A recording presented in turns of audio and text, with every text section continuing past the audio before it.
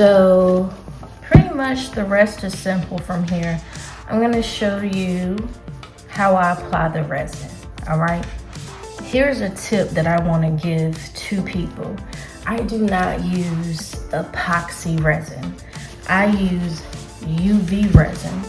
I see a lot of people use epoxy resin. That is fine. Everyone has their method of choice. I just want to give some perspective based off of my experience. All right, so I've done a lot of work with epoxy resin. When it comes to pens, I don't really understand why someone would use epoxy resin and put it on spinners. It takes a very long time for epoxy resin to cure. And then with my knowledge of doing glitter pens for 2 years, there's so many steps with sanding. Epoxy is unforgiving. So if you accidentally get a lump, bump, clump, baby, it's nothing you can do about it. Nothing. UV resin cures literally within 10 minutes.